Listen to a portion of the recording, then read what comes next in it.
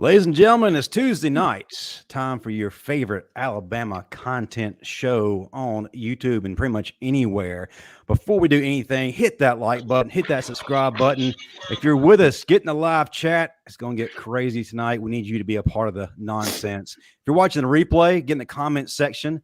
Let us know what you think. I'm your host, Justin Riley. With me is always a living legend, all SEC linebacker, SEC champion linebacker. And when Ric Flair said to be the man, woo, you got to beat the man, he is that man. Ladies and gentlemen, Marvin Constant, and senior analyst of Touchdown Alabama Magazine, the guy who keeps Paul Feinbaum employed, the Stephen M. Smith. What's going on, Stephen?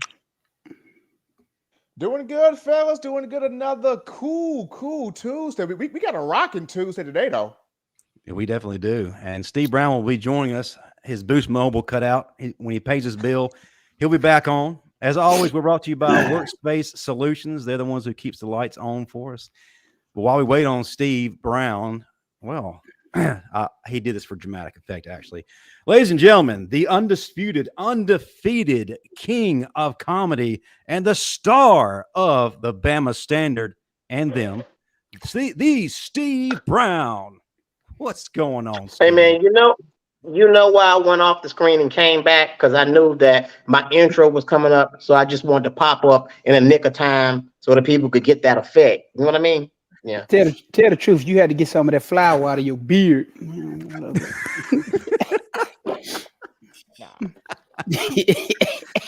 Hey, he asked for a salt and pepper. He asked for a salt and pepper with extra salt. Oh, Marvin. Hey, Justin, is that Marvin? Is he back?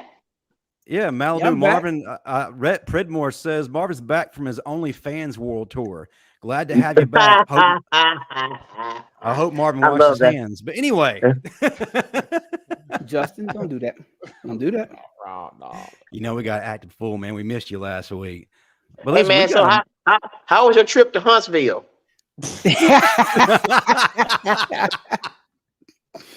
Man, I hadn't been to Huntsville since I was in elementary school. Went to the Space and Rocket Center. Whoa.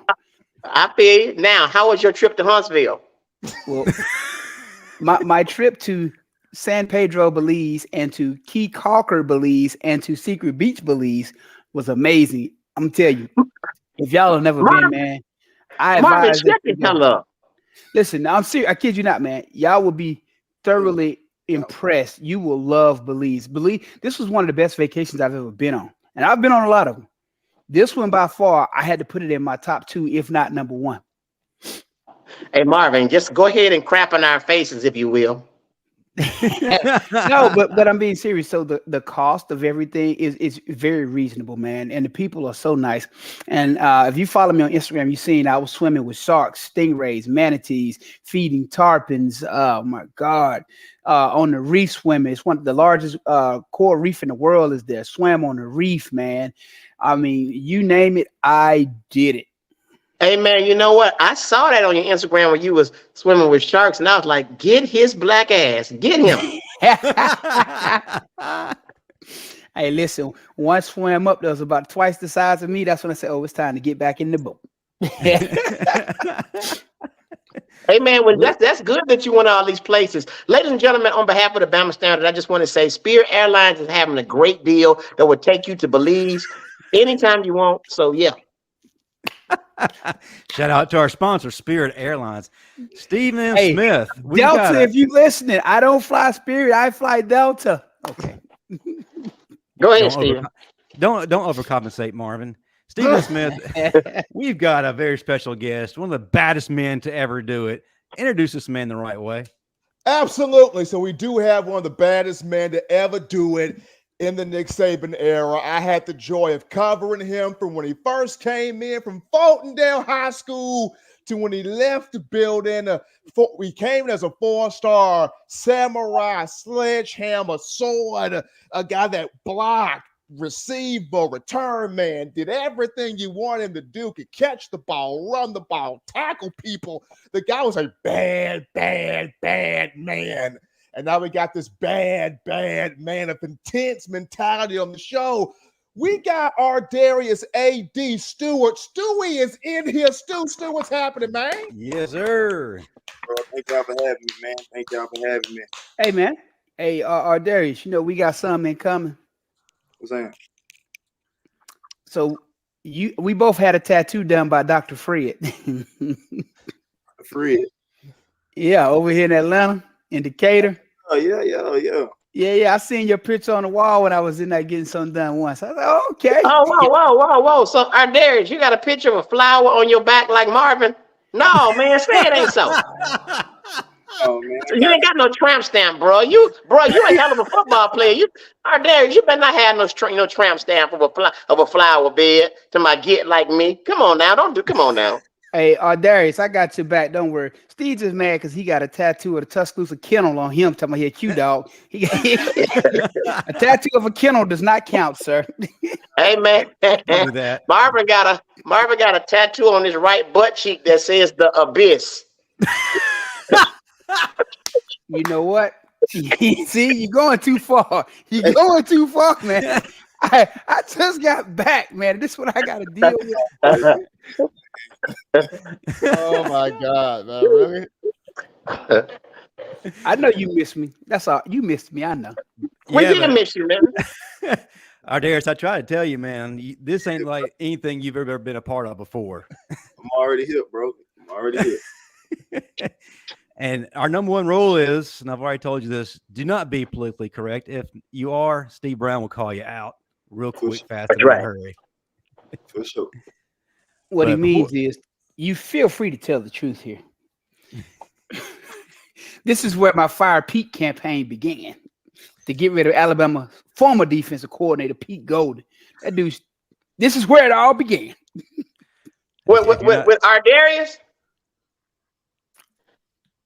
What? But ArDarius played on the other side of the ball. So how did he get up with your campaign, Bar? No, I'm just saying this is where the campaign began. Oh, okay. The show is where this is a platform of feel free to express yourself. And what he's talking about, ArDarius, is Marvin to express exactly how he felt about our former defensive coordinator. Printed up a line of T-shirts, said "Fire Pete," and they sold out. They made news throughout the Southeast, the radio, the papers, pretty much everything. And he got a little call from the athletic department one day about it. He got him up out of there. The reason the T-shirts went viral is because Marvin misspelled fire and put Fry Pete, and they was wondering. Everybody was. Well, I'm sure it helped with you having that one you cut to the waist and tied it off in the back, wearing it on your promo tour. I'm sure that helped. Man, before we get any more crazy, we got to turn it over to Stephen M. Smith for the depth chart. He's got some things to talk about concerning Coach Saban. So let's go ahead and roll that out.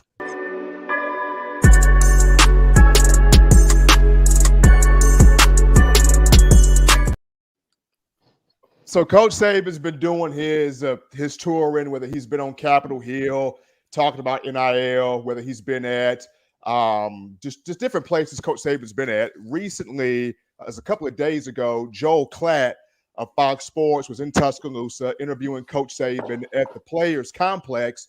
And one of the things that Klatt, talked about, was for Coach Saban is just his motivation to continue to do this at 71 years old.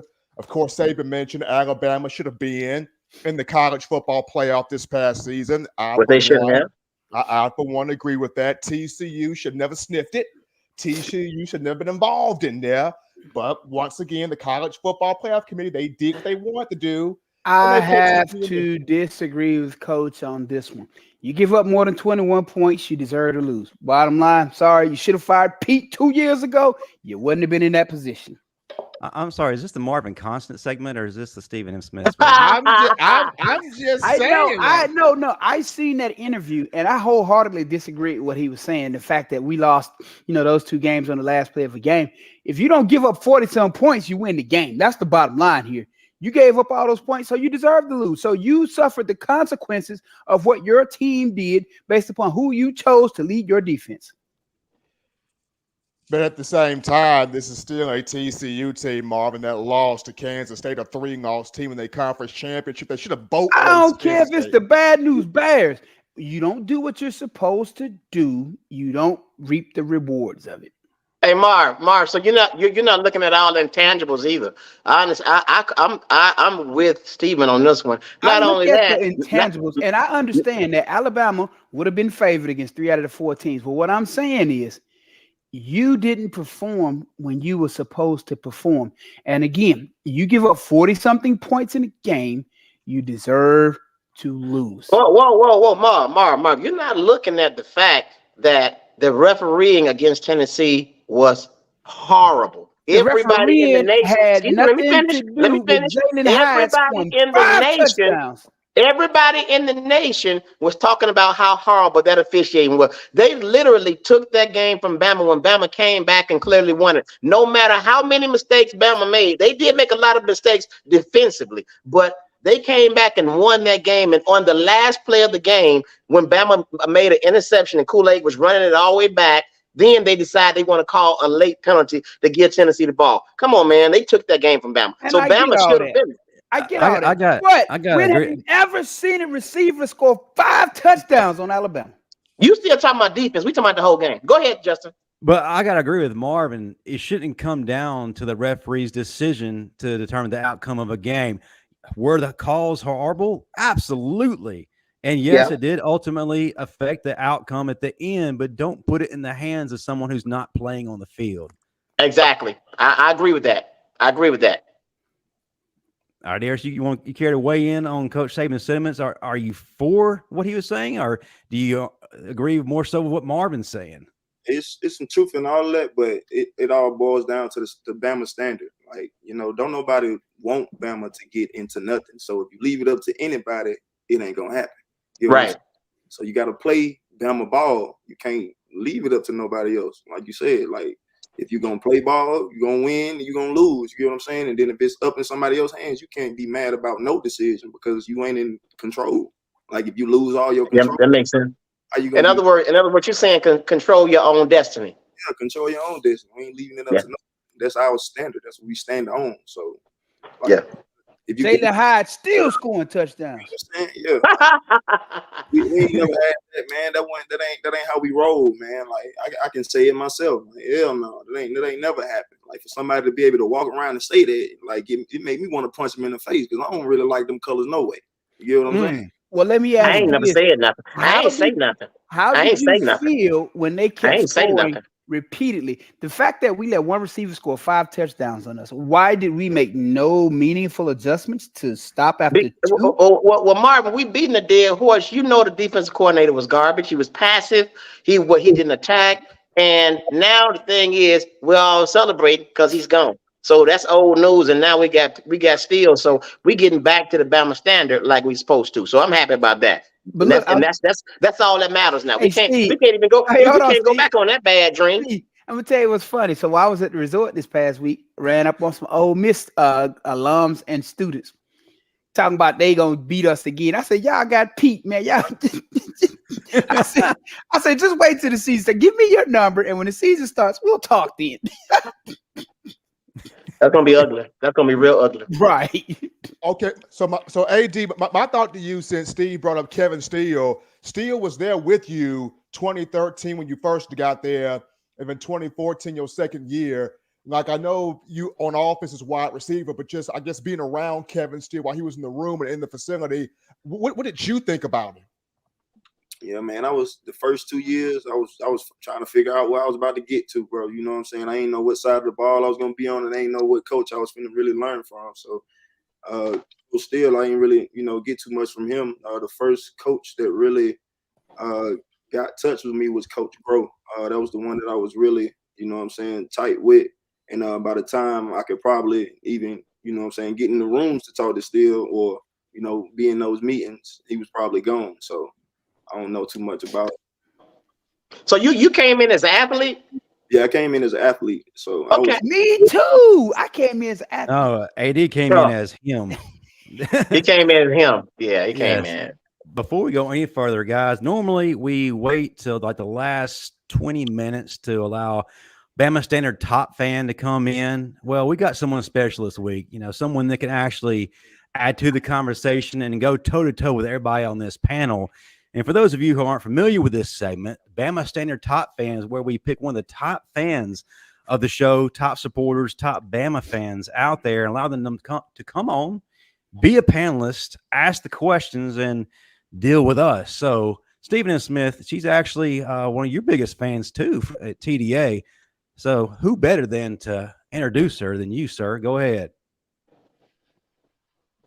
You're on mute, sir. Technology has eluded you. Marion County people. We're ready. Chill out, Justin. We're ready right here. So he want an abacus and smoke signals.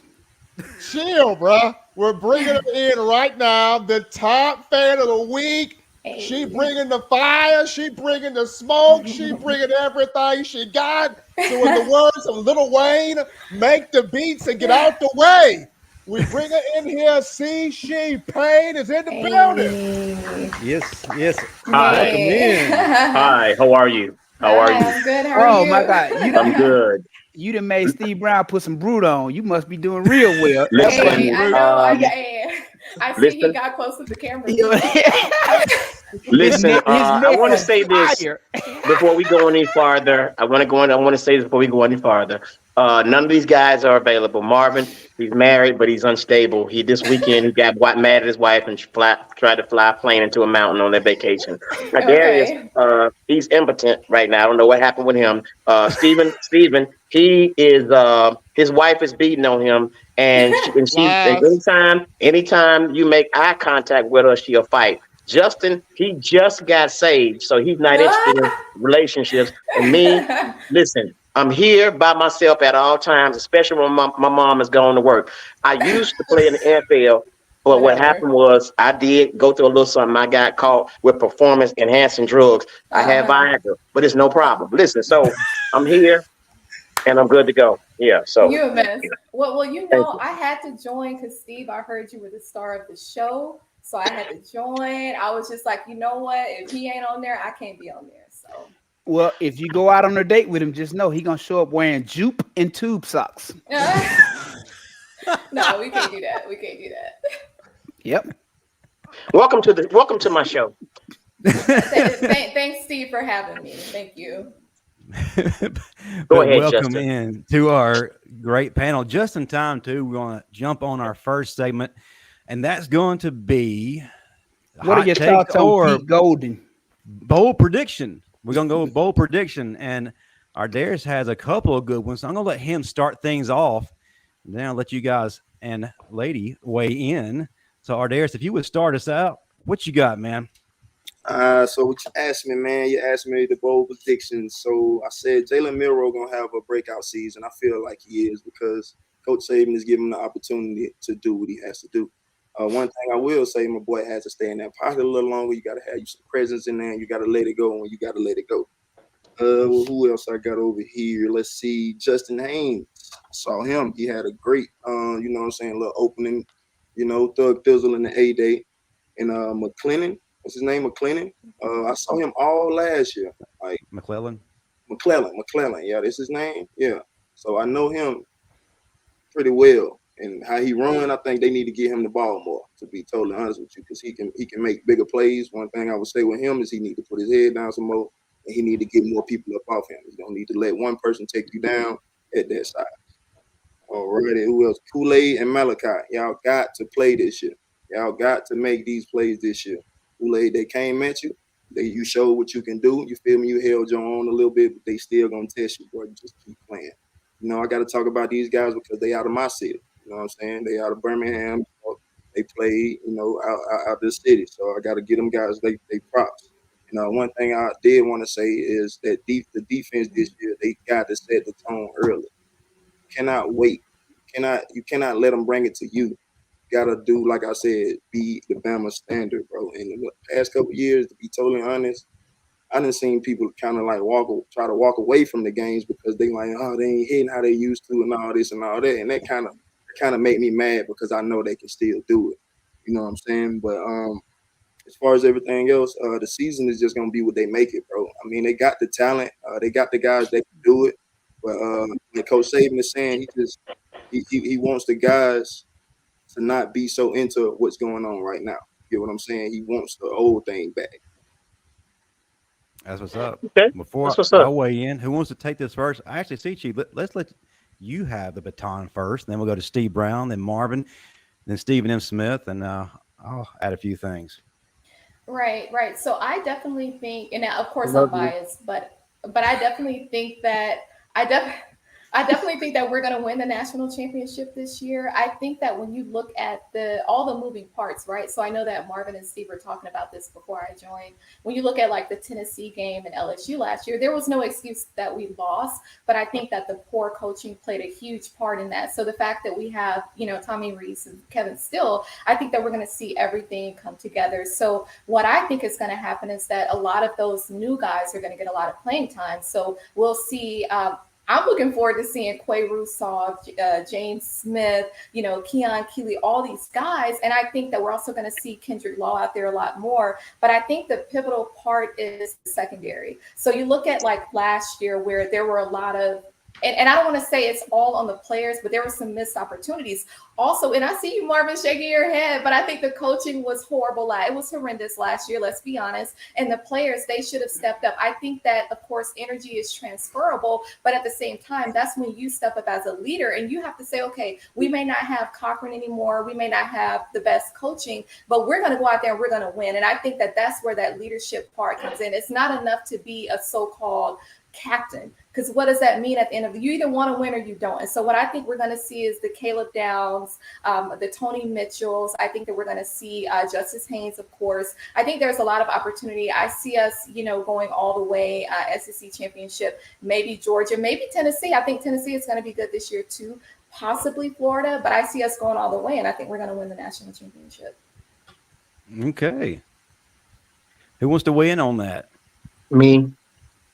Well, there comes a time in a man's life when he feels that love is right in the front of him.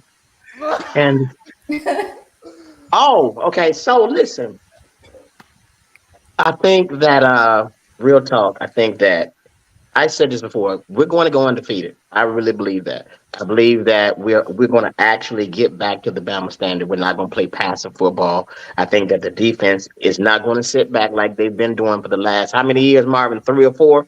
4. 4 years, because we're going to have an attacking defense, and the run game is going to be phenomenal. And last but not least, I'm with ArDarius on this. I think a lot of Bama fans are going to run and tuck their tails, the naysayers, about Jalen Milroe. He is about to have an incredible season. I just see it all over. And if they use him the right way, he's going to make a lot of noise and turn a lot of heads. So I'm expecting to see some great things. I think the young lady mentioned Tennessee and somebody else that might be good, but Bama is going to be so good it's not going to even matter. Trust me. I really believe this is our season to be really good and do something special. And I'm in love. One more thing. All right. It's time for me. Go ahead. Oh, y'all see them there. Oh, they still. All right. I had to do that for Steve. I had to give it to Steve one time. But no. In all seriousness, bold predictions, I'm going to give it to you. With 13.5 sacks, Dallas Turner, SEC Defensive Player of the Year. 3rd runner-up for the Heisman. Don't say I didn't tell you. Boom. Okay. Hey, ma'am, I just want you to know that chain that Marvin is wearing is fake. Go ahead, John. All right. It's actually from his bathtub. Yeah. All right. So don't do that. I'll say this. So my bold prediction right here: Alabama's offensive line wins the Joe Moore Award. 2 freshmen will start on the offensive line. 2. I think Caleb Downs will start. Not Caleb. I think Caden Proctor will start. And I think Onas Enganine will be the other one. I see 2 freshmen. I see potentially 2 freshmen on the offensive line. That group will win the Joe Moore Award. Eric Wolford, he got some grown men that's putting folks in the dirt, 6 feet under. I love this offensive line. They putting folks 6 feet under this year. Can you see him down there? Started. You know what? I might be able to, Marvin. I might. My bad. It just slipped out. My bad. Marvin actually said something funny. Okay, go He ahead. did, man. He Maybe you did. should open for you. Belize has been good to him. It Yeah. has. ArDarius, I want to kind of jump on what you're saying in regards to Jalen Milroe. And this panel, week after week, if you've actually followed us, we've been very pro Jalen Milroe. We hadn't always said he was going to be the starter. Our platform has always been give the guy the opportunity. Don't write him off because of just 1.5 games of play. And a lot of fans have unfairly written him off. But you've seen this before, right? You've seen this with Jalen Hurts when he first got started. A lot of people weren't really high on him as far as his passing ability, and even with Blake Sims. So, coming from seeing that, how do you see that progressing in Jalen's favor? To be honest, bro, I don't think people really understand the process. And Coach Saban says that a lot, and you got to really understand the process. The guy got in young, he made mistakes, and he still, came up out of it. You got to think about the heat he went through then, with mistakes he made then, and what he want to do the next time he get on the field. How hungry to make you. You know what I'm saying? Like, that's something about a dog. Give him something, take it away from him for a minute, he going to want to eat the next time for real, for real. You know what I'm saying? That's what I see in the guy. Like, he a real dog, bro. And I feel like if they just give him the opportunity and mold the guy and just let him play as him, though, they're going to be out. But you know what it is, Darius? Most of the people who got these comments and this negativity, they've never been in this situation. And you put them on that field and you line them up across some people with some certified killers who finna go hunt their piss down their leg and ain't gonna do nothing their damn self, but they quick to talk about other people. That's what I'm saying. So like I know it's different when you got them killers out there hunting you down that don't kill. I'm telling you, it'll make you think different. For real. But yeah, man, that's all I got to say, bro. Just get a kid a chance, bro. Through the mistakes too, because some of the best players come out of the worst mistakes. Mm-hmm. You know what? To sum up what you said, this is what I was having. I was having a conversation with somebody about this last week. You look at one of the greatest NFL and college quarterbacks ever, Peyton Manning. He could not win it all with Tennessee in 1996 or 97. T. Martin comes in 98 with a solid defense. My freshman year, they win a national championship. Again, it doesn't take much, but just do enough to separate yourself from the rest. Right. Exactly. And I jump in there also. I remember the 2014 Iron Bowl with Blake Sims. That did not start off pretty. I mean, Blake had 2 or 3 picks in that game, and people were ready to bench him that game. And I remember Lane Kiffin went over to Coach Saban and said, we started this thing with Blake. We're going to continue this thing with Blake. And they put Blake back out there, and that second half, Blake went crazy. Right. And then you got, but see, a lot of things people don't. Well, one thing people don't want to mention: we're still in the South, and that's just what it is. And y'all already know where I'm going with this. We're in the South, and a lot of our fans don't want to see a quarterback of color. That's happened throughout the century, the history of Alabama, and that's just what it is. So, fortunately, we're going to have another great quarterback. All of our quarterbacks are going to be really good, but it is what it is. I like Jalen Milroe, and I'm with the underdog. He's the underdog because they wrote him off because of something that happened last year. And this happens with all of the quarterbacks of color that come to Bama and other teams. It's just not Bama. So that's just what it is. I'll call a spade a spade. For sure.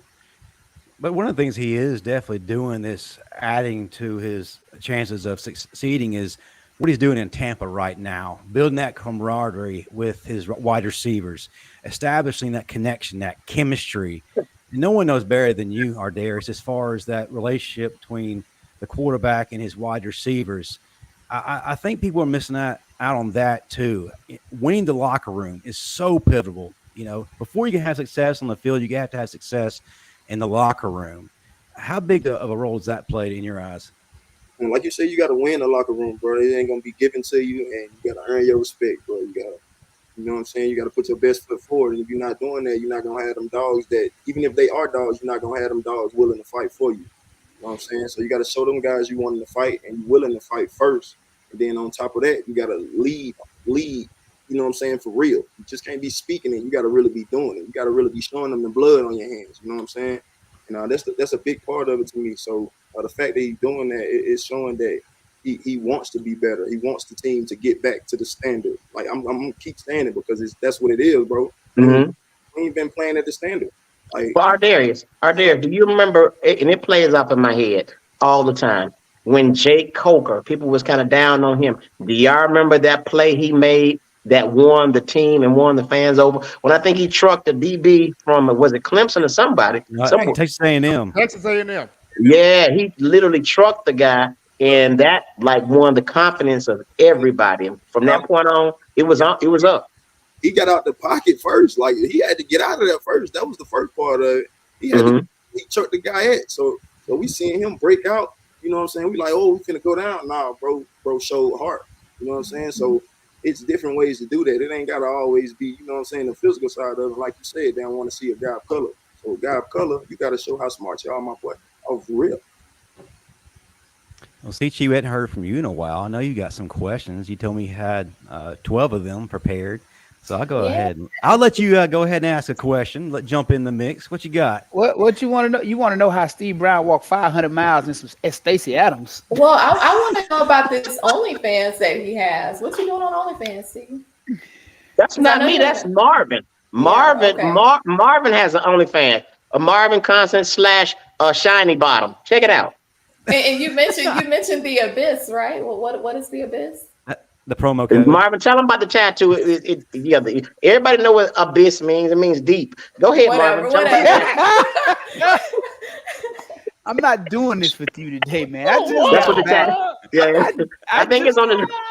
It's on his right. It's on his right butt cheek. It's abyss. Yeah. I'm just asking. No, bro. Well, I do have some questions for ArDarius. So, and I'll just kick it off. I kind of want to take it back to when you were in high school, coming out of high school, going to Bama. So you came in the, I think, 2014, right? 13. 2013. Okay. So you basically came in on the heels of basically 3 back-to-back national championships, essentially 2009, 2011, 2012. So because of that, I'm sure there was a lot of pressure, right? Like, how were you able to manage not just the pressure, but the level of expectation coming in, off of that many back-to-back championships? Well, for one, I'm gonna just start off by saying it wasn't easy at all because we ain't had none of the structure. You know what I'm saying? That was the base of it. Didn't have a practice structure. I didn't know, basically what to expect. In my first Bama camp I went to, my ninth grade year, I damn near passed out. You know what I'm saying? So, like, it was something I had to get used to off back being at a 2A school. You know what I'm saying? But coming in, they did redshirt me. You know what I'm saying? And then I was grateful for that because I got to learn from the guys around me, the Christian Jones, the Kenny Bells. You know what I'm saying? The Kenyon Drakes, and you know what I'm saying? All those guys, man. Like all of them. They basically just had something in them that I knew I needed and I ain't have at the time. You know what I'm saying? So there's a lot of people around me that I can learn from. And at the end of the day, it ended up being, you know what I'm saying, easy because of the environment I was around. So they were Justin, can you tell him not to look into the screen because it's like he make an eye contact with her, and I don't like that. I'm uncomfortable with that. Mr. Potato over here.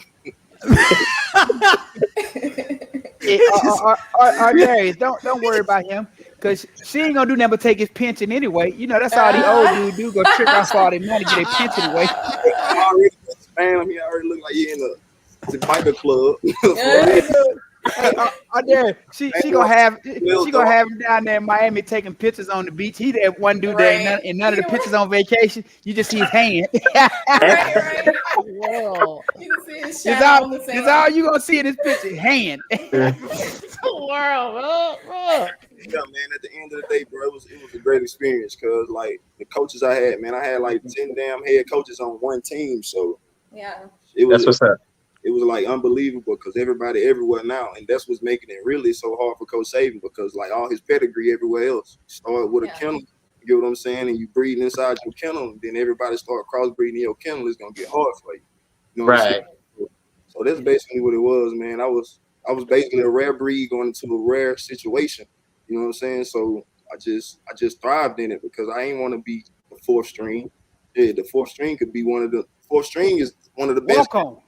You know what I'm saying? Like at Bama, we had them, they were stacked up. Like if you get the second string, you damn near ain't playing. You feel me? So wow.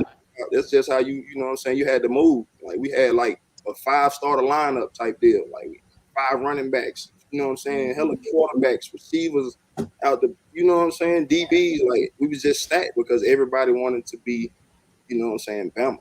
And Wow. They still. Yeah, a lot of people don't understand that there's kids who get scholarship offers who turn them down to walk on at Alabama. So in a lot of cases, you have walk-ons that are 3rd or 4th string that could actually be starters at other schools. They just turn down a scholarship to come to Alabama.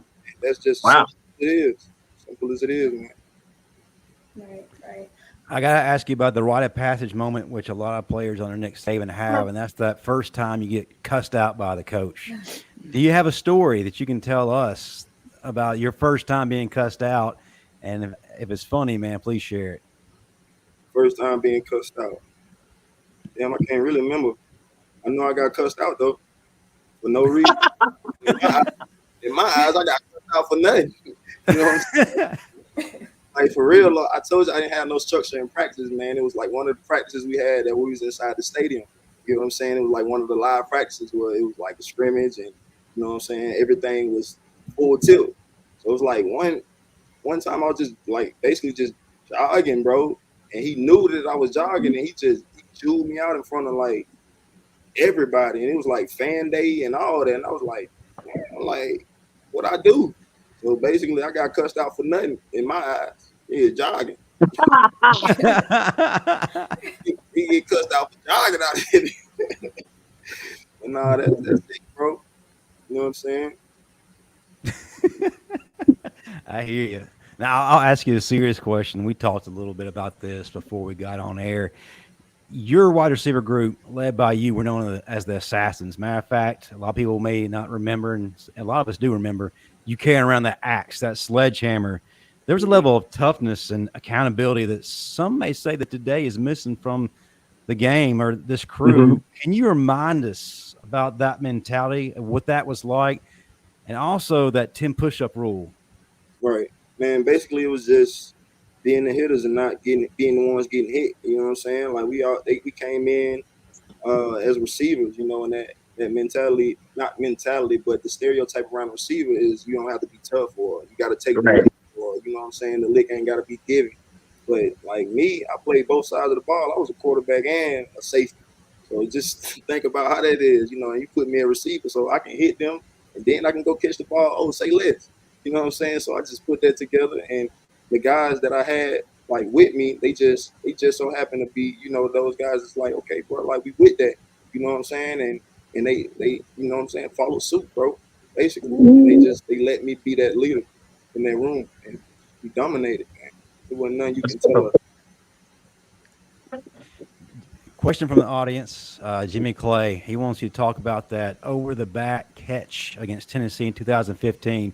Thought it was one of the best catches he's ever seen. And you already talked about your great disdain for Tennessee before we got on air. So feel free to relive this moment. And tell him about the move I taught you. Fall to your knee? Talking about 2015, my Coca season? Yes, sir. Okay, you talking about the one through the middle, right? Uh-huh. All right, so boom. It was just what was it called? It's like a Seattle route, man. It was just basically a little read route, man. And coach, basically he looked me off first. So I didn't think he was gonna throw the ball. Boom, he ended up throwing it late. So I'm like, damn, this ball high as hell. Like, bet I'm gonna go get it. Jump up, you know what I'm saying? There's 2 guys behind me, and I don't know how I come down, bro, like on both of them, because I'm in the air like praying, like, oh, boom, hit both of you, you know what I'm saying? And I completed that bit. You feel me? It was basically a prayer, man. My dude threw that bit up because he had confidence in me, and I told him if he see me, just throw it. You know what I'm saying? That's basically the conversation me and Coker had. So anytime you break outside the pocket, look down, I'm gonna be open. And I know y'all seen a lot of that. I know you happy you didn't tell Stephen and Sis Smith if you see me just throw it. You would have never got that ball. Hey,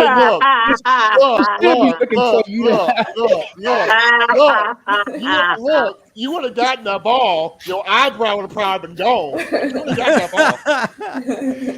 When you see me, just throw it. So what is it about your disdain for Tennessee? Why? So I know that when Alabama lost the game to Tennessee, which I was hurt big time. I know it did something to you, brother. So how do you feel? I mean, what's up with you in Tennessee? Man, I grew up Alabama fan my whole life, bro. Born and raised in Birmingham, Alabama, so whatever they hate, I hate it. You get what I'm saying?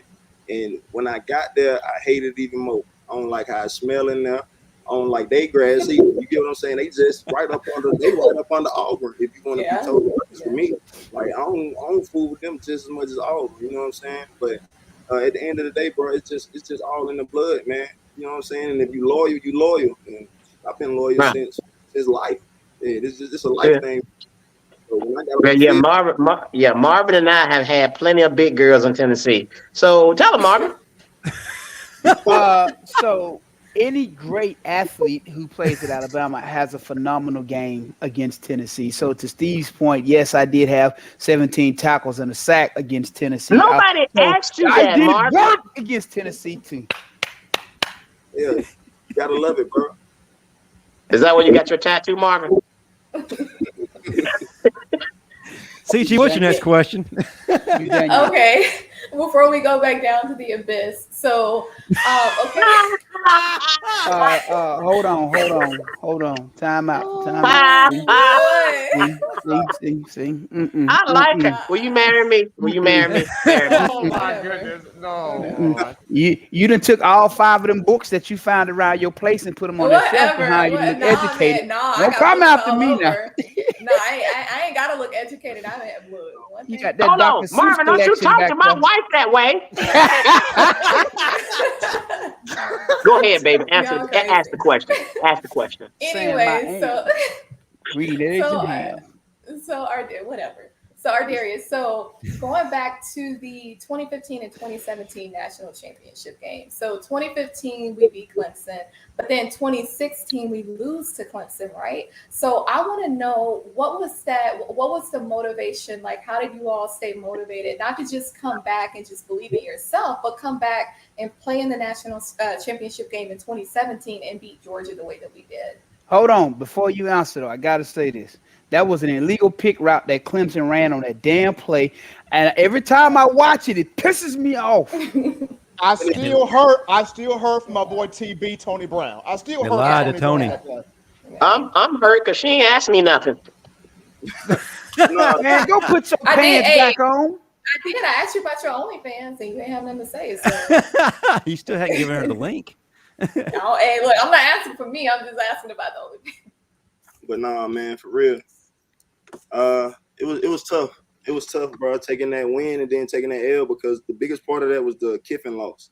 When we lost Kiffin, bro, the camaraderie of the team, it went. You know what I'm saying? Because he held that offense together, and he was the one that knew exactly what to do and when to do it with Jalen. You know what I'm saying? Right. Jalen being young and you basically, you know what I'm saying, ripping his support from him, like it's kind of tough, you know what I'm saying? And that's how I saw it in my eyes, if you want to be honest about it. But that defense, Eddie, we lost Eddie. That was a main, you know what I'm saying, main part for our defense. We didn't have him on the defense to call it how he called it. That pick route, he literally was calling the pick route from the sideline. He was telling these guys what route was finna happen from the sideline. You know what I'm saying? He was screaming it out. So that's a part of it too. So you got to think about what we had in the beginning and what we had towards the end. From the 15 season to that 17 season, we had all the pieces right up until the end. You know what I'm saying? Like literally, if you go back and look at it, we had every piece of the puzzle right up until the end, and that's when we lost it at the end. You know what I'm saying? Literally seconds. So my only thing is though, when you see them tight to the formation, you got any type of stack, whether it's a 2-3 man stack, why not banjo it off? You know they finna, you know what they finna do. That dude, whatever. No matter how they stack. That was illegal. That was illegal all day long in the ref didn't call. But when you know it's coming, though, why not be proactive and get over the top? If you know it's coming, it's still nothing you could do about it. But try to pass your man off. You can pass him off, but it's not gonna work. It's a pick. No. That's why it's illegal. But that's a part of it though, because tight ends and slot receivers run those picks on linebackers a lot. You got to see that, and you got to feel it, and you got to get over the top of that thing because you know it's coming. Marvin, it's really nothing you can do if it's illegal. That's why it's illegal. See, I know what you're saying. It's illegal, and we knew it's illegal, and that was one of the things we practiced. We knew it was illegal all day, but we also practiced how to get over the top to beat it, knowing that it was illegal. You know it's coming. You have to be prepared for it, knowing it's illegal, because you don't know if the ref's gonna call it or not. You still have to prepare for that. And that's that's crazy. That's crazy. I get it. Play like it can't come down to one play ever. Like if it come down to one, it's been multiple mistakes in the game that shouldn't have been made anyway. You know what I'm saying? So you gotta look at the overall picture of the thing. That's what I said earlier. That's just basically it, bro. And then leading up, you gotta understand, bro. You went back, bro. We not finna lose again. You know what I'm saying? There's one thing about Saban, bro. You do that thing once, you're not gonna do that thing twice, cuz. Right. So pretty much that game, again, just like Tennessee, we left it in the referee's hands.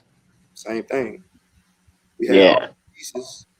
I feel like if we had Kiffin, we would have won in my eyes. But I said the same thing. I said the exact same thing. Well, you know, the thing is, but another thing, though, but the defense was winded, though, dog, and I think we scored too soon. Well, a lot of it, Steve, is what I tell you a lot of time. Defense, linebackers, cornerbacks, safeties, they all have to communicate. If they don't communicate, that's what happens. You gotta communicate.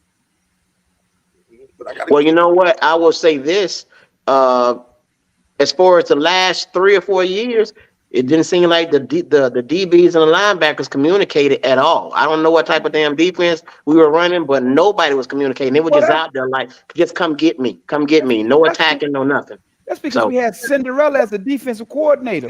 Thought was gonna happen. And one thing Marvin and I can always agree on, and we don't agree on much, that is whoever your defensive coordinator is, you're going to take on his personality. And Pete Golden was the nicest guy you ever want to meet. I went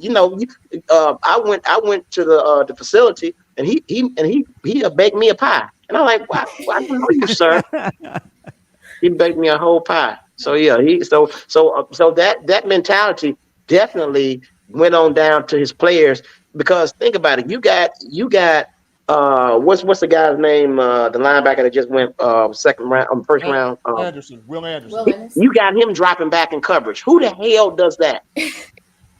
Who the hell drops this elite athlete back in coverage? You rushing to and dropping everybody. Who does that? That ain't never been the Bama way ever. We always attacked. We got at your ass. Simple as that. Because if I'm a head coach, I want my defensive coordinator to drink Wild Turkey, dip snuff, and wear cowboy boots with no socks. I need you rugged. I need the ruggedest of the rugged, because if you're a nice guy, your defense is gonna be nice. And you forgot one thing too, Marvin. You want him wearing leotards like the one you got on. But listen, you also want him occasionally popping a pill on the sideline. Scott Cochran. No, I don't need him sleep, Steve. No, I need no. Scott Cochran was popping them energy pills on the sideline. Oh, when you said a pill, I'm wondering what you over there talking about, man. You over there popping pills and drinking perk. That's illegal. Man. I want to win, not get an NSA violation. I remember one time I was in high school and I popped the pill on the sideline. It was Viagra, and I was out there stiff arming everybody. Listen, oh my Lord! Jesus. And the FCC is calling us right now, so I'm going to have to take that call. Who wants to take over the show? We've been brought to you by water. Drink it today. Water. Exactly. ArDarius, I remember watching some interviews with you, and often a lot of the analysts or reporters would ask you questions about Calvin Ridley instead of focusing on you. And I look at your game, it kind of reminded me of a more tougher, more physical, and dare say this, faster Tyrone Prothro. You could do everything.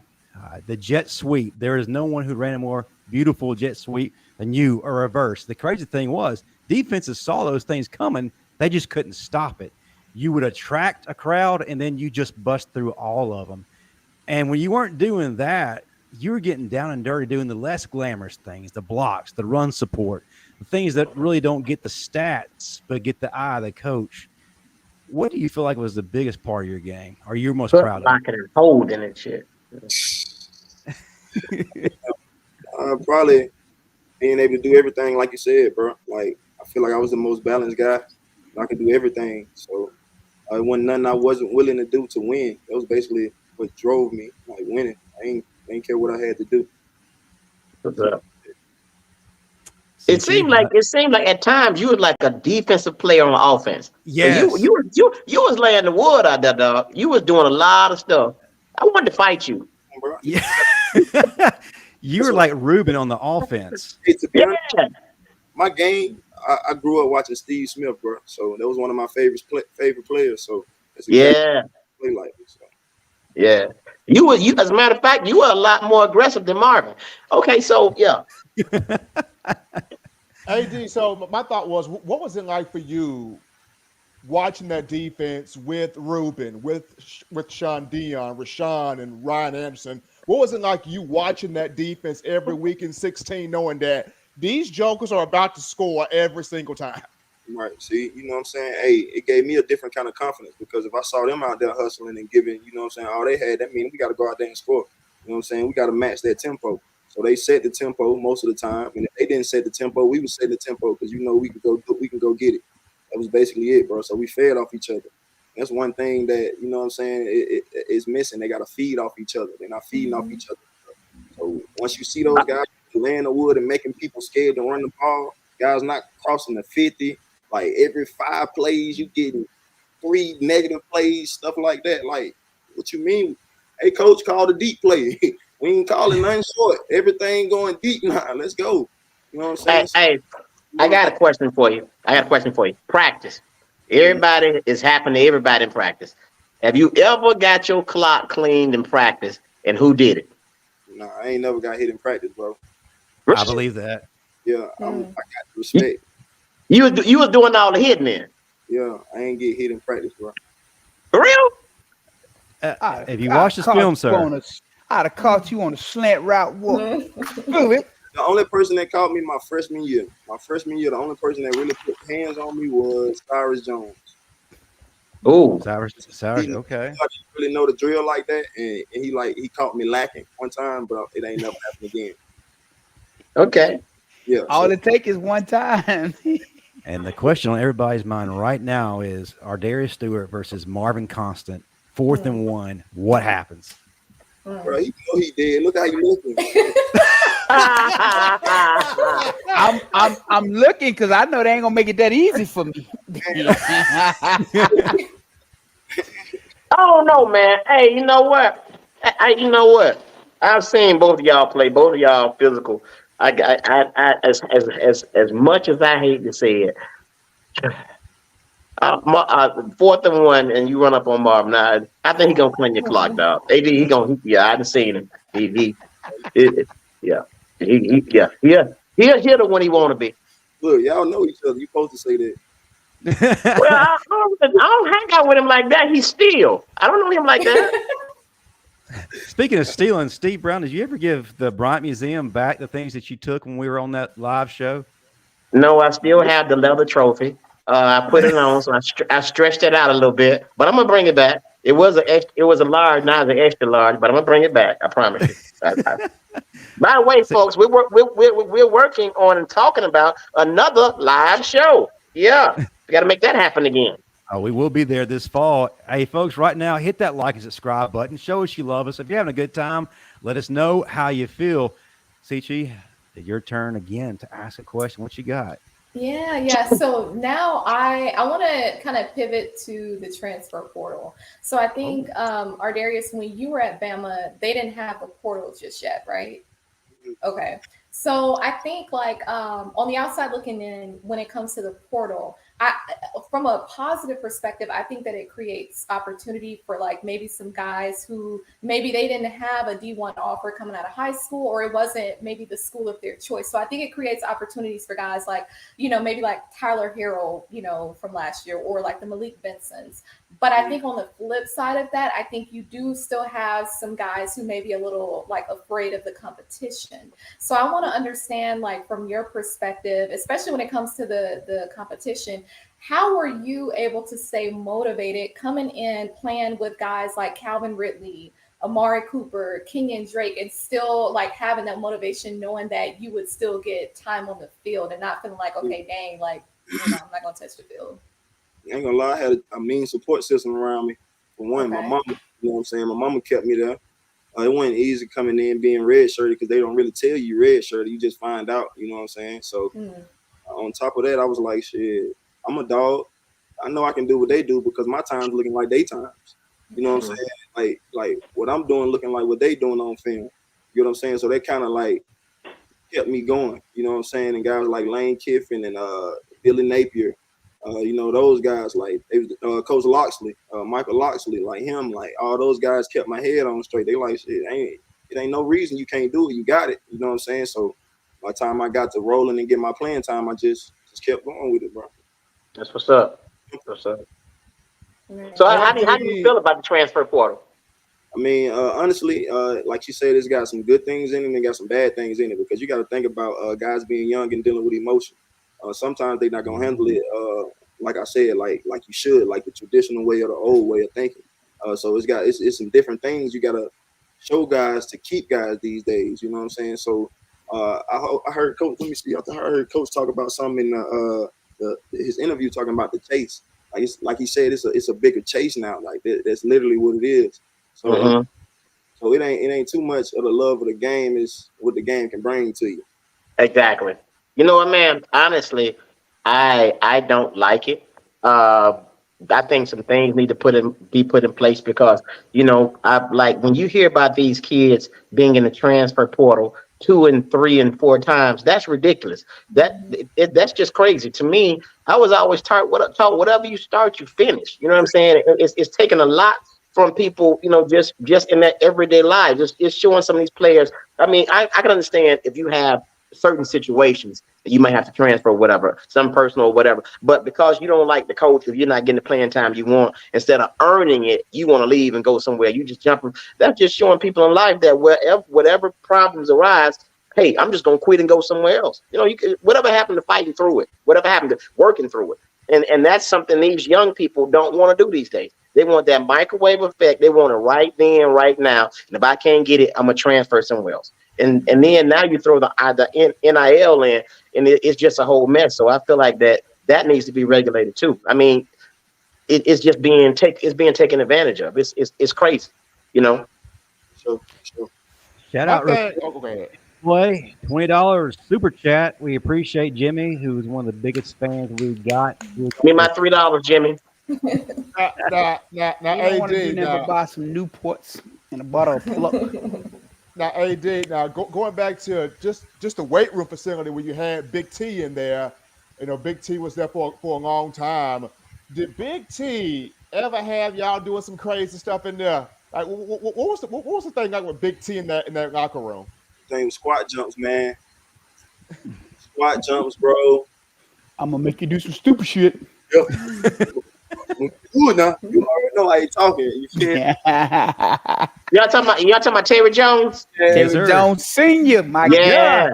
Yeah, that's a great man. But hey, he was all about that discipline, my boy. He had some great gems, man. If you ain't listen to him, he wasn't gonna keep saying it. I'm gonna tell you like that now. Stop stealing honey buns. I know he had to have told Damian Harris a few times, stop stealing honey buns. He had to have told Damian that. Wow. Yeah. Guys, we're running towards the end of our show, but before we head into our closing segment, I'd like to go around the room, let y'all ask one more question. There's a G in segment, not segment. As I was saying, replacing Marvin Constable will be Sichi, and the show will be a lot better and gain more viewers that we feel this way. And I we agree. appreciate Marvin's service and we wish him well. I've also wrote out this press release with what he just said. Hey, No, but seriously. I can go back to Belize. You'll be deported. But anyway, we're going to go around the room for one more round of questions for ArDarius, starting with Steve N. Smith. Then we go to Marvin, Steve Brown, and Sichi. Stephen N. Smith, what you got? AD, so I guess for me, what would you kind of capture as just your favorite moment being around the program the time that you were here? Man, honestly, working our way up to that natty, man, in 15, bro, because they damn near counted us out, man. And y'all talking about, the mistakes and things like that and how our fans roll. And y'all remember that year, bro? It was a hard year for us. Look, Ole Miss still gets me mad. Like, how a ball gonna bounce off Minka Fitzpatrick and go to Quincy at a boy joint? How that happen? Like, it's because we thought we were good at, like, better than what we were. You know what I'm saying? Something had to happen. Let's say it that way. Something like that had to happen. Bring you back down to earth. Yeah, to bring us back down to earth because we knew we had, man. There was no question we knew we had, but something had to show us that shit. We can lose, you know what I'm saying? But that'll be my best, bro. And you know what I'm saying? How they counted Coker out, and you know what I'm saying? How he just showed he could, you know what I'm saying, do it, bro. And that's nothing you can compare to that, honestly. Marvin?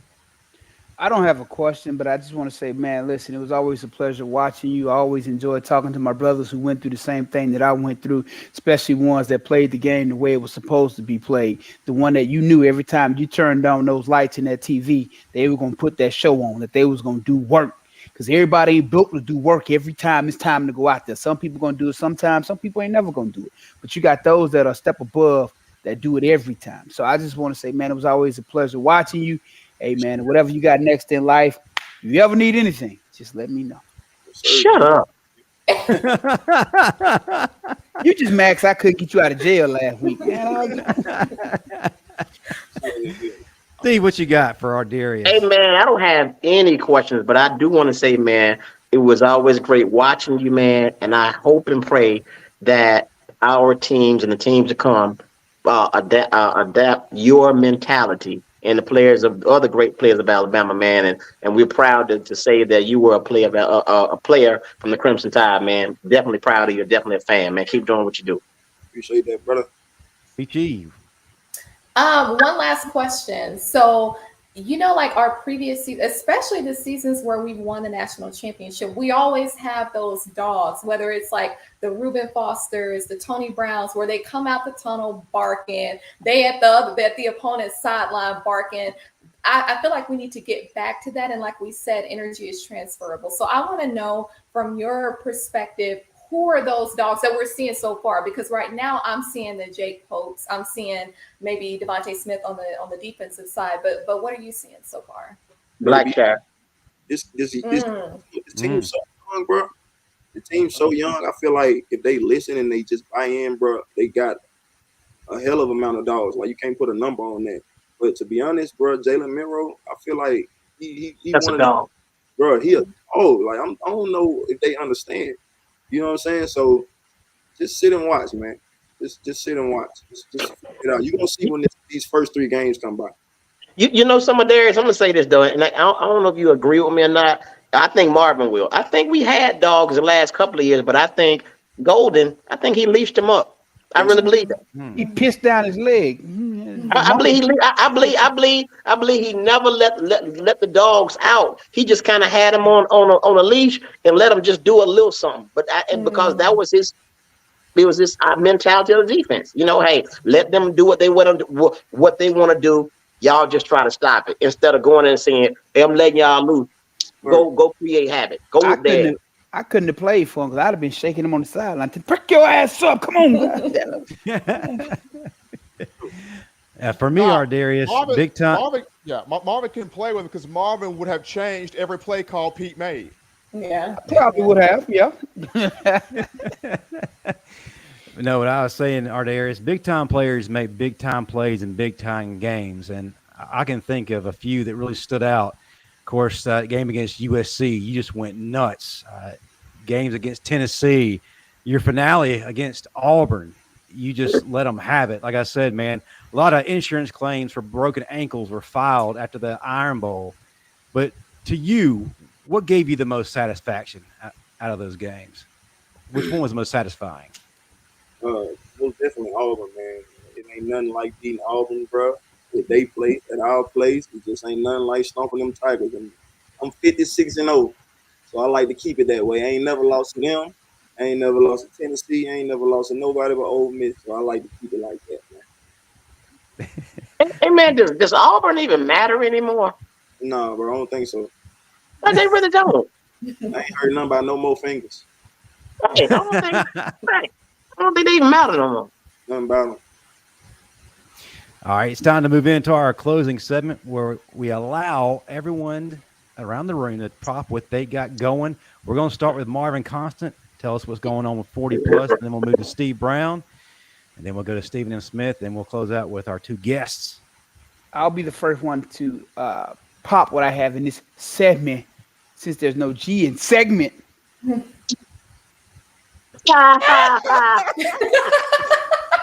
It's official. He's going to learn one day. All right, so you can find me on Instagram, Constant45. The link to purchase my book, Physical and Mental Fitness at 40 plus. It's on my Instagram. Again, if you're looking for a program that's going to help you get back in shape, or get at least look halfway decent so your clothes fit you right in your 40s or 50s. I guess I'm a middle-aged man now. I'm about to be 44 here, but we still holding, no baby. So if you're looking for a tool that'll help you get there, my book is a great resource for $15. It's on Amazon.com. Again, the link is on my IG, Constant45. Yeah, Steve, he's still holding like that halter top he's wearing. But anyway, your turn. Also, get the book if you want. Love Hammers and Man Boobs. That's on chapter 10.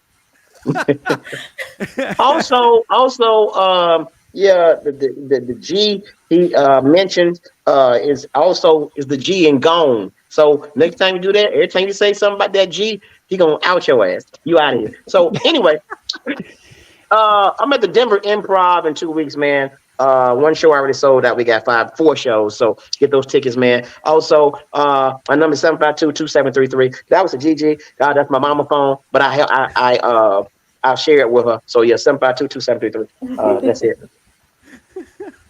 She ain't gonna put no money on your books, man. My mama might answer the phone.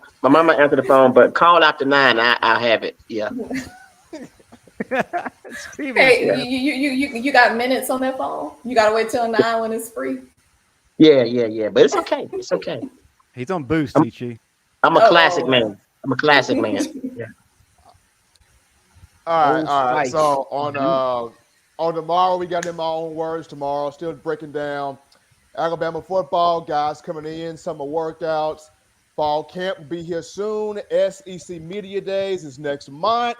That'll be in Nashville, so that's where it all gets cranking. So we're still talking about who gonna do what, who gonna start where, because like AD and we all have said, this team hungry, they're young, so if you want it, the table spread, come eat if you're trying to eat. So we're gonna figure out once fall camp gets ready, who ready to eat. Yep. No doubt. Oh, Justin, I'm sorry. I don't know why this one brought up about the player swinging on the coach. But go ahead. We'll talk about that in the next segment. Oh, no doubt. God, we got to next week. Man, I can't believe we forgot that. Yeah, but anyway, folks, I'll remind you again that Sichi was our top fan of this week. So applause go to her. If you want to be featured on this segment, send us an email, thebamastandard@gmail.com. That's right, thebamastandard@gmail.com.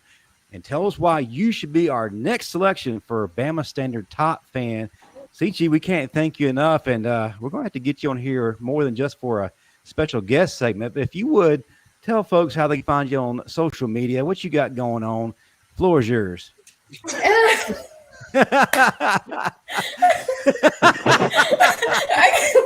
This man literally grabbed a pencil and a piece of paper. He grabbed the whole. He grabbed the whole. Hold on. Is that an Acer? What is that? Is that an Acer laptop? That's a leapfrog. That's a leapfrog. No, you need to stop. You might need to send him out too. No, I'm on Instagram. It's It's beauty_of_intelligence. So that's my Instagram. That's pretty much all I'm on, really. I don't really use Twitter or anything else right now. I have a few things going on. So I'm still in engineering, of course, but of course I'm still in acting as well.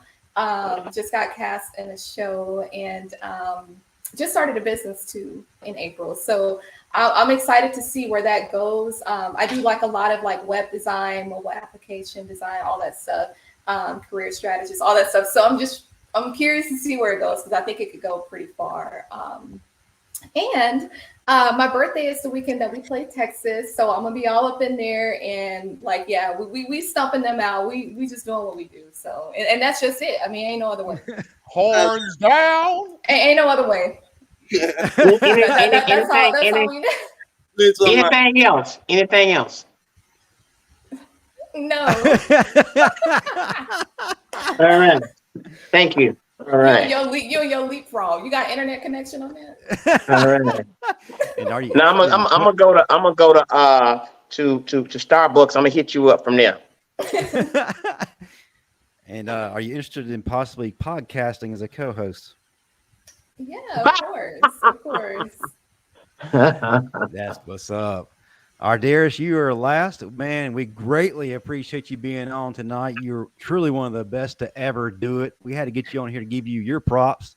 If you would, tell the fans how they can find you on social media and then what you got coming next. I know you got some training that you do. Tell fans how they can get connected with all that.